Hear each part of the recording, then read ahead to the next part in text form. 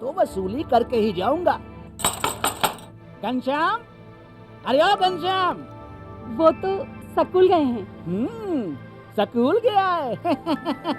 अरे बहाना तो ढंग का बनाती। हाँ लाला, मैं स्कूल ही गया था, फार्म स्कूल, जहाँ किसानों को सिखाई जाती है खेतों में पैदावार बढ़ाने की हर बात, जैसे मिट्टी के हिसाब से सही खाद, बढ़िया बीज और जरूरत के मुताबिक कीटनाशक, ताकि कम लागत में अधिक मुनाफा। ये पकड़ लाला, तेरा हिसाब साफ।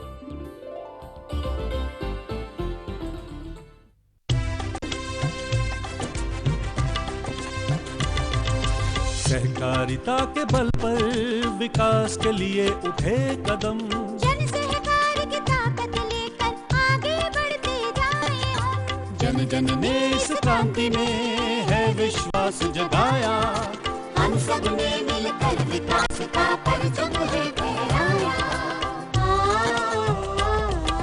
दूर जहाँ सूरज उगता उस धरती से मैदानों तक, हिम शिखरों के श्वेत बर्फ से हिंद महासागर तक। श्वेत क्रांति हो हरित क्रांति या ग्राम विकास की बात, एकता ही धर्म हो अब चाहे दिन हो या रात। कृषि मंत्रालय भारत सरकार द्वारा जनहित में जारी।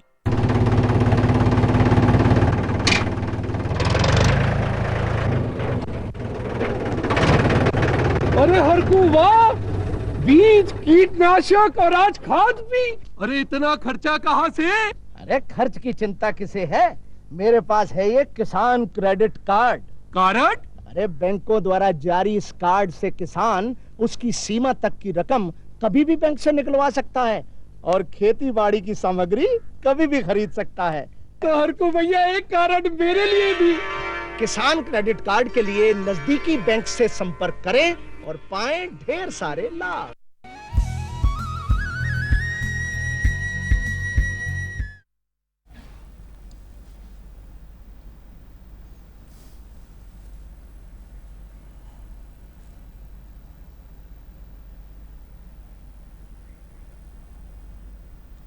कृषि दर्शन के दिखैया जम्मू संगवारी हो, राम राम जय जोहार। हमारे सजीव फोन इन में संगवारी हो आप मन के स्वागत है। संगवारी हो, ये बात ला आप भली भांति जानते हो कि आज के जन युग है तेन विज्ञान के युग है और विज्ञान के युग में संगवारी हो हमारा कोनो भी काम ला स्टेप बाय स्टेप और नियम के साथ करे लगते। अब जिसे बात ले लो अभी खरीफ फसल। अब खरीफ फसल के अगर आप मतलब तैयारी करना है तो कर खरीफ फसल के तैयारी पर हमारा का करना चाहिए, कैसन ओकर वैज्ञानिक सिद्धांत है, विधि है और एक संगे संग हमार जन माटी है ओकर स्वास्थ्य के उपजाऊपन है कैसे बरकरार रहे, एक बार प्रबंधन कैसे करना है, ये सब ला आप मन ला जाने ला पड़ी। यानी कि आप मन समझ के संगवारी हो कि आज हमार मन के जन गोट बात के विषय हवे वो यही हवे कि खरीफ फसल बर हमार भाई मन हा जमीन के तैयारी कैसे करे और संगे संग जो माटी है तेकर उपजाऊपन हा बरकरार रहे, माटी हा स्वस्थ रहे, एक बार प्रबंधन कैसे हो, ये है संगवारी हो हमारा आज के विषय। और ये विषय में अगर आप मन के कोनो भी प्रकार के प्रश्न हो ही आप मन के मन में तो आप मन हमारे टोल फ्री नंबर के माध्यम से ये प्रश्न ला पूछ सकता हो। हमारा टोल फ्री नंबर है संगवारी हो 1800-233-9418। संगवारी हो ये विषय में ढेरे कन चर्चा और गोट बात करे बार आज हमारे संग में हवे डॉक्टर कुणाल चंद्राकर, विषय वस्तु विशेषज्ञ, कृषि विज्ञान केंद्र महासमुंद। डॉक्टर साहब हमारे कार्यक्रम में आपके बहुत बहुत स्वागत है। नमस्कार। और जैसे कि संगवारी हो हमन यहाँ ढेर कन गोट बात करबो, चर्चा करबो, लेकिन सबले पहली आप और हमन हम मिल करकन देखथन ये लघु फिल्म ला।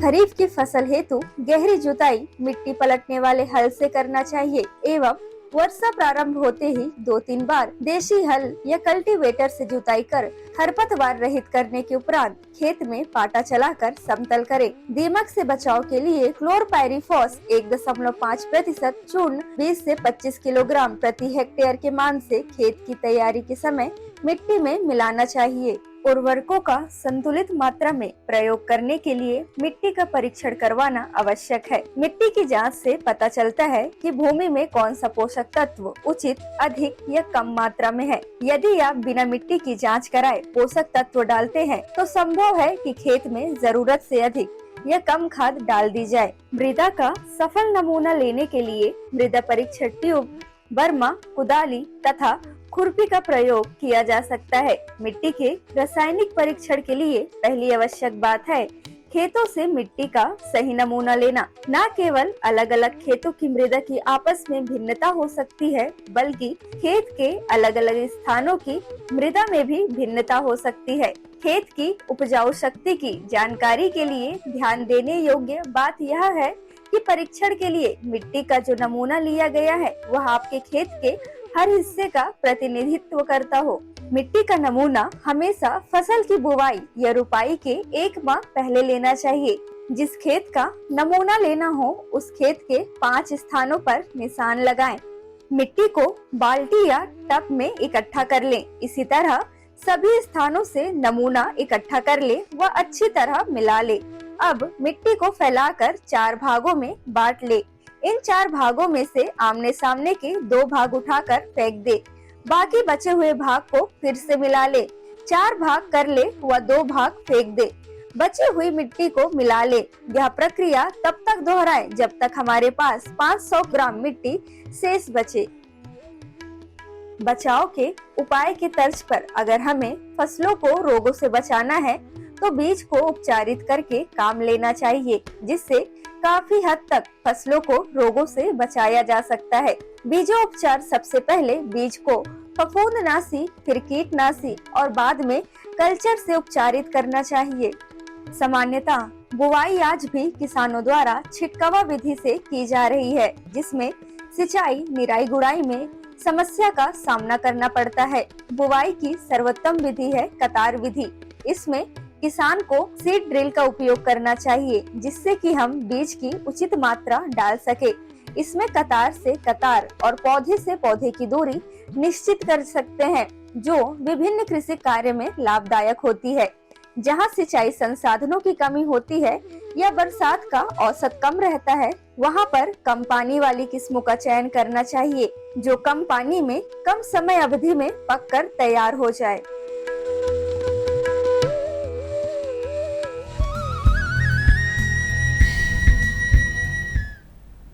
भाई वाह संगवारी हो, एक बार कार्यक्रम में आप मन के फिर से स्वागत करत हन। और अब आज के चर्चा आगे बढ़ाते हैं संगवारी हो कि खरीफ फसल पर जमीन के तैयारी कैसे होना चाहिए और हमारे मृदा के स्वास्थ्य प्रबंधन पर हमन ला का उद्यम करना चाहिए। तो डॉक्टर साहब एक बार फिर से आप मन के स्वागत है और हम प्रश्न के जो सिलसिला है शुरू करथन। और एम सबसे पहले तो हम यही बात करबो कि खरीफ के फसल के तैयारी कैसे होना चाहिए, इस ला पहले बता दे। जी हाँ, सबसे पहले तो सभी किसान भाइयों को नमस्कार।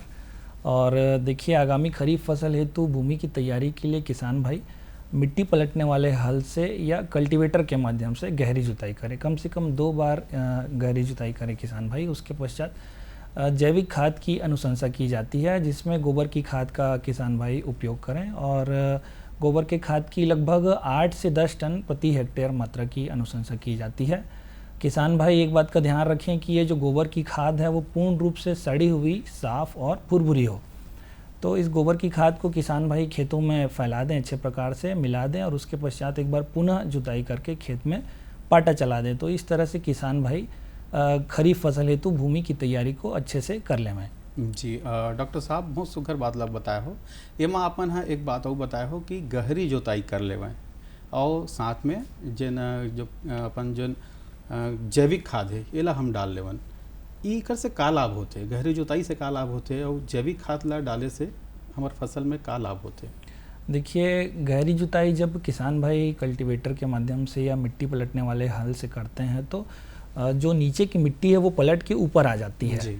और भूमि की दरारों में जो कीट पतंगे और खरपतवार के बीज जो दबे रहते हैं वो ऊपर आ जाते हैं और तेज धूप में वो या तो नष्ट हो जाते हैं या पक्षियों के द्वारा वो खाकर नष्ट कर दिए जाते हैं। तो एक तरह से हमारा खरपतवार प्रबंधन, रोग प्रबंधन और कीट प्रबंधन हमारा एक तरह से हो जाता है। इसके अलावा जब किसान भाई जैविक खाद का उपयोग करते हैं तो ये जो खाद होती है इसको कहते हैं स्थूल कार्बनिक खाद। मतलब ये मात्रा में ज़्यादा होती है और पौधों के लिए आवश्यक सभी प्रकार के पोषक तत्व इसमें लगभग पर्याप्त मात्रा में पाए जाते हैं। इसके अलावा इसमें कार्बन का प्रतिशत काफ़ी अच्छा होता है, जो कि मृदा के लिए या फसलों के लिए बहुत आवश्यक होती है।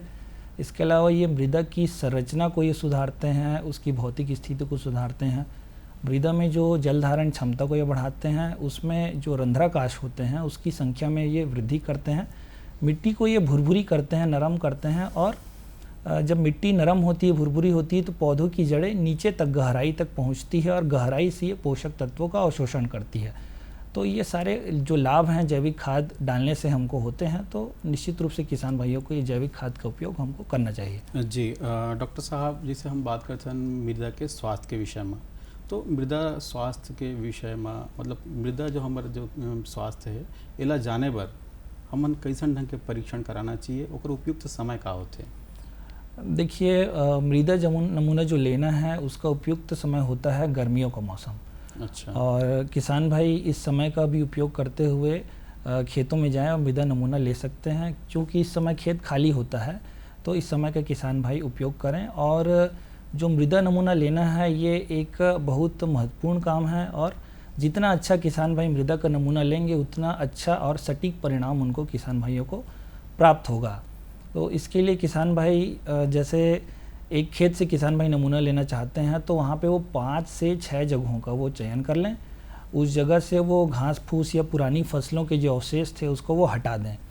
इसके पश्चात अंग्रेजी के वी आकार का वो 15 सेंटीमीटर गड्ढा वहाँ पर बना दें, और दोनों ओर से जो गड्ढा उन्होंने वी आकार का बनाया है दोनों ओर से वो मिट्टी को खुरसते जाएं। प्रयास करें किसान भाई की साफ़ औजार का मिट्टी को खुरचने के लिए वो उपयोग करें। और जो मिट्टी एक जो गड्ढा है उससे कम से कम किसान भाई आधा किलोग्राम जो नमूना है उसको निकाल लें, और उसके पश्चात उसको साफ़ जो प्लास्टिक का तसला है उसमें किसान भाई उसको रख लें। और इस प्रकार से अगर किसान भाइयों ने 6 जगह से अगर चयन किया है 6 जगहों का, तो 3 किलो के आसपास जो नमूना है वो एकत्र हो जाएगा। उसके पश्चात किसान भाई उसको ले आएँ घर में, साफ़ छाँव वाली जगह पर वो सुखा दें, और सुखाने के पश्चात उसको बारीक करके कूट पीस लें, और उसमें जो कंकड़ पत्थर हैं उसको भी वो हटा दें। इसके पश्चात किसान भाई उसमें एक पर्ची उसमें डालें किसान भाई, जिसमें पूरी जानकारी किसान भाइयों की होनी चाहिए कि किसान का नाम, पिता का नाम और उनका पूरा पता, मोबाइल नंबर, आधार नंबर, पिछली फसल वो उन्होंने क्या लगाई थी, आगामी फसल क्या लगाना चाहते हैं, और जो एक बहुत महत्वपूर्ण बात है वो है भू स्थिति। तो इसके लिए देखिए आजकल जैसे तकनीक का ज़माना है, स्मार्टफ़ोन लगभग हर किसान भाई के पास होता है, या तो घरों में तो स्मार्टफ़ोन होता ही है, तो स्मार्टफ़ोन को किसान भाई ले लें, उसमें प्ले स्टोर में जाएं और GPS कोऑर्डिनेट नाम का एक एप्लीकेशन आता है उसको डाउनलोड कर लें, और वो जो फ़ोन है उसको लेकर वो खेतों में चले जाएं जहाँ से उन्होंने नमूना लिया था, और वहाँ पे जब किसान भाई खड़े हो जाएंगे तो अक्षांश और देशांतर में ये भू स्थिति हमको पता चल जाएगी। उसको किसान भाई उस पर्ची में नोट कर लें, और नोट करके उसको साफ़ पॉलीथीन या कपड़े की थैली में भर के उसको बांध दें और उसको मृदा परीक्षण प्रयोगशालाओं में भेज दें। इसके पश्चात प्रयोगशालाओं का ये काम होता है कि वो उस नमूने को परीक्षण उसका करेंगे, और परीक्षण के पश्चात वो इसका जो परिणाम है सॉइल हेल्थ कार्ड के रूप में वो देते हैं। कुछ बातों का किसान भाइयों को ध्यान रखना है, जैसे वो जब नमूना एकत्र करते हैं तो खेत के मेड़ से किसान भाई नमूना एकत्र न करें। सिंचाई की नालियां अगर खेतों में गई हुई हैं तो वहाँ से किसान भाई नमूना एकत्र न करें। खाद के बोरों में किसान भाई नमूने को न रखें। जैसे किसान भाई गर्मियों में गोबर की खाद देते हैं, तो जो खाद का ढेर है वहाँ से किसान भाइयों को नमूना नहीं लेना है। किसान भाई जैसे निरीक्षण पट्टी छोड़ते हैं खेतों में, उस जगह से किसान भाई नमूने को न लें, क्योंकि इससे जो हमारा मृदा नमूना परीक्षण है उसका परिणाम प्रभावित हो सकता है। तो इस प्रकार से किसान भाई जो है मृदा का नमूना लें और उसको प्रयोगशालाओं में भेजें, तो उनको सटीक परिणाम प्राप्त होगा मृदा स्वास्थ्य कार्ड के रूप में। जी डॉक्टर साहब, जैसे कि मृदा स्वास्थ्य कार्ड के आप बात करब, तो मृदा स्वास्थ्य कार्ड के उपयोगिता का है, मतलब एक सब का लाभ होते किसान भाई मन ला? देखिए मृदा स्वास्थ्य कार्ड एक तरह से कंप्लीट पैकेज है किसान भाइयों के लिए। पोषक तत्व का पर्याप्त और संतुलित मात्रा में उपयोग इससे किसान भाई कर सकते हैं, और इससे किसान भाइयों को ये जानकारी होती है कि मृदा में उर्वरता की स्थिति क्या है, कौन सा पोषक तत्व कितनी मात्रा में उपलब्ध है, और अगर वो पोषक तत्व कम है तो उसकी कमी को किसान भाई किस प्रकार से पूरा कर सकते हैं, ये सारी जानकारी मृदा स्वास्थ्य कार्ड में होती है। मृदा स्वास्थ्य कार्ड में 12 प्रकार के जो पैरामीटर होते हैं उसकी जानकारी होती है, जिसमें मुख्य रूप से मृदा पीएच, विद्युत चालकता, कार्बनिक कार्बन, नाइट्रोजन, स्फुर, phosphorus, calcium, sulphur, boron, iron, manganese, zinc, ये सारे तत्वों की जानकारी उसमें होती है। और बिल्कुल सरल शब्दों में हिंदी में जानकारी होती है, तो किसान भाइयों को समझने में कहीं दिक्कत नहीं आएगी। इसके अलावा 6 अलग अलग प्रकार की फसलों की अनुशंसा उसमें की जाती है। अगर किसी पोषक तत्व की कमी है तो उसको दूर करने के लिए हमें कितनी मात्रा में पोषक तत्व डालना है, कितनी मात्रा में हमको जैव उर्वरक और गोबर की खाद या वर्मी कंपोस्ट हमको डालना है, ये जानकारी उसमें होगी। और कितनी मात्रा में हम उर्वरकों का उपयोग उसके हिसाब से करेंगे, जैसे यूरिया या डीएपी या पोटास, ये सारी जानकारी उस मृदा स्वास्थ्य कार्ड में होती है। तो मृदा स्वास्थ्य कार्ड एक तरह से कंप्लीट पैकेज है, इसका उपयोग करें किसान भाई। और अगर कहीं कोई समस्या आती है किसान भाइयों को तो वो नज़दीकी कृषि विज्ञान केंद्रों से, कृषि महाविद्यालय से या फिर जो कृषि एवं जैव प्रौद्योगिकी विभाग है वहाँ से वो संपर्क करके जानकारी इसके बारे में प्राप्त कर सकते हैं। जी डॉक्टर साहब, एक संगे संग हम एक बात और जानना चाहबो, जैसे रबी फसल के जो अवशेष होते वो अवशेष ला हमारे किसान भाई मन है जला देते, तो जलाना नहीं चाहिए बोला, तो ओकर उपयोग कैसे करे जाए? देखिए, रबी की फसलों में छत्तीसगढ़ में जो प्रमुख रूप से गेहूँ, चना, अलसी, सरसों और रबी के धान, इस प्रकार की फसलें लगाई जाती है। तो मुख्य जो समस्या आती है वो धान के फसल में आती है, पराली प्रबंधन के लिए। तो इसके लिए किसान भाइयों को थोड़ा सा ध्यान देने की आवश्यकता है।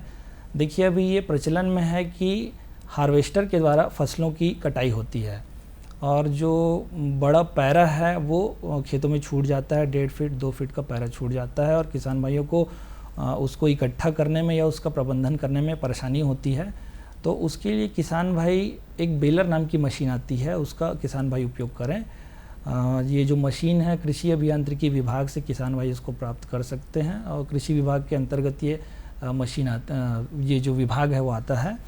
और जो बेलर मशीन है वो ट्रैक्टर के पीछे ये अटैच हो जाता है और किसान भाई जब उसको चलाते हैं खेतों में तो ढेर के रूप में जो पैरा बिखरा हुआ है, अच्छा, उसको वो ढेर के रूप में परिवर्तित कर देता है ये मशीन। और उसके बाद किसान भाई उसको आसानी से उसको एकत्र कर सकते हैं और किसान भाई चाहें तो उसको फिर अपने पशुओं के लिए उपयोग कर सकते हैं या अच्छी गुणवत्ता का उससे खाद बना सकते हैं। तो एक तरीका हुआ कि ये पैरा को इस तरह से किसान भाई एकत्र कर सकते हैं। अगर किसान भाई इस पैरा को वहीं खेत में ही सड़ाना चाहते हैं तो उसके लिए भी काफ़ी अच्छा तरीका है। इसके लिए किसान भाई जब खेत में हार्वेस्टर चलता है तो उसके पीछे एक मशीन आती है, उसको कहते हैं सुपर स्ट्रा मैनेजमेंट सिस्टम। वो जो मशीन है वो जो पैरे को छोटे छोटे टुकड़े में वो काट देता है, महीन भाग में वो परिवर्तित कर देता है। उसके पश्चात वो सड़ाना उसका आसान होता है। अगर ये सुपर स्ट्रा मैनेजमेंट सिस्टम जो है खेतों में नहीं है, किसान भाइयों के पास उस समय उपलब्ध नहीं है, तो किसान भाई स्ट्रा रीपर या फिर डिस्क हैरो या एक जो कॉमन मशीन है रोटावेटर, वो आसानी से किसान भाइयों के पास उपलब्ध होता है। तो रोटावेटर को किसान भाई ले लें, खेतों में चला दें और उसके बाद एक समस्या आती है पैरा फंसता है उसमें, तो उसके लिए किसान भाई थोड़ा सा 2 से 2.5 इंच जो उसको उठा दें, पैरा को उठा दें 2 से 2.5 इंच और उसके बाद रोटावेटर को चलाएं तो जो आसानी से वो पैरा है वो महीन भाग में परिवर्तित हो जाएगा। उसके बाद ट्राइकोडर्मा का जो पाउडर आता है, एक फफूंदी होता है ट्राइकोडर्मा, और मृदा के लिए फसलों के लिए ये लाभदायक होता है। इसको किसान भाई ले लें 4 से 5 कैप्सूल। 100 किलोग्राम गोबर की खाद ले लें जो कि साफ, भुरभुरी और पूर्ण रूप से सड़ी हुई होनी चाहिए और इसको साफ छांव वाली जगह पे किसान भाई रख दें, कैप्सूल को उसमें डाल दें और अच्छे से इसको मिला दें। मिलाकर किसान भाई 24 से 48 घंटे के लिए इसको रख दें और थोड़ा सा उसमें पानी डाल दें ताकि नमी बनी रहे और जो ट्राइकोडर्मा है वो अपनी संख्या को बढ़ा सके। उसके पश्चात इसको एक साफ बोरे से, इसको गीले बोरे से ढक दें और 2 दिन के पश्चात इसको निकाल लें, थोड़ा सा उसको मिला दें और उसके पश्चात ये जो 100 किलोग्राम गोबर की खाद है ट्राइकोडर्मा से मिक्स हुआ। एक बात किसान भाई और कर सकते हैं कि ट्राइकोडर्मा का कैप्सूल अगर उनको नहीं मिलता है तो वर्मी कंपोस्ट के साथ ये जो ट्राइकोडर्मा है ये मिक्स होके आता है, मिल के आता है, तो उसको भी किसान भाई उसमें मिला के उसी तरह से उसका संवर्धन कर लें और इसके पश्चात इसको खेतों में डाल दें किसान भाई, और थोड़ा सा उसमें पानी चला दें खेतों में जी। और पानी को एकदम भरना नहीं है, नमी की स्थिति उसमें थोड़ी बनी रहनी चाहिए। इस प्रकार से किसान भाई अगर करते हैं तो 30 से 35 दिन में जो पैरा है पूर्ण रूप से सड़ जाएगा और खाद के रूप में परिवर्तित हो जाएगा जी। और किसान भाई इस ट्राइकोडर्मा को इंदिरा गांधी कृषि विश्वविद्यालय के जैव नियंत्रण प्रयोगशाला से या फिर बिलासपुर कृषि महाविद्यालय से ये ट्राइकोडर्मा को किसान भाई अच्छी गुणवत्ता का प्राप्त कर सकते हैं। तो इस तरह से ये पराली का बहुत अच्छा प्रबंधन किसान भाई कर सकते हैं। जी डॉक्टर साहब, बहुत महत्वपूर्ण चीज़ ला बताया हो, बहुत सुघर जानकारी आप हमारे संगवारी भाई मतलब देवत हो। एक बाद में फिर हम एक और चर्चा सुनथन की मतलब हरी खाद जी है ना, हरी खाद का हरे और इला उपयोग में कैसे लेना चाहिए? जी हाँ, देखिए हरी खाद भी एक तरह की जैविक खाद है और ये फसलों के लिए, मृदा के लिए बहुत महत्वपूर्ण होती है, उपयोगी होती है। और हरी खाद की फसलों के रूप में मुख्य रूप से जो है ढेंचा या बरसीम इस तरह की फसलों को लगाया जाता है।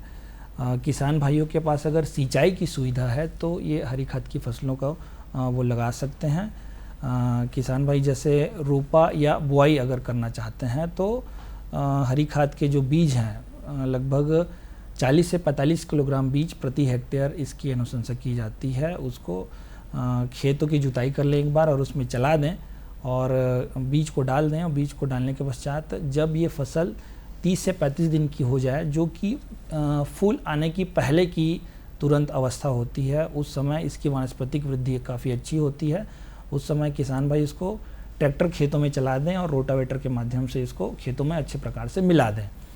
किसान भाई थोड़ा सा उसमें पानी चला दें और 7 से 8 दिन में ये जो हरी खाद है ये पूर्ण रूप से सड़ जाएगी और सड़ कर ये उच्च गुणवत्ता के खाद के रूप में ये परिवर्तित हो जाएगी।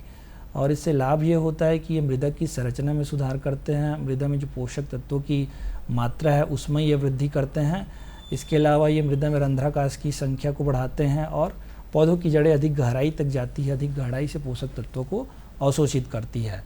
तो अगर किसान भाइयों के पास सिंचाई की सुविधा है तो हरी खाद का उनको उपयोग अवश्य करना चाहिए। डॉक्टर साहब, जिसे हम सुनथन समन्वित पोषक तत्व, जी हाँ, ये का हरे?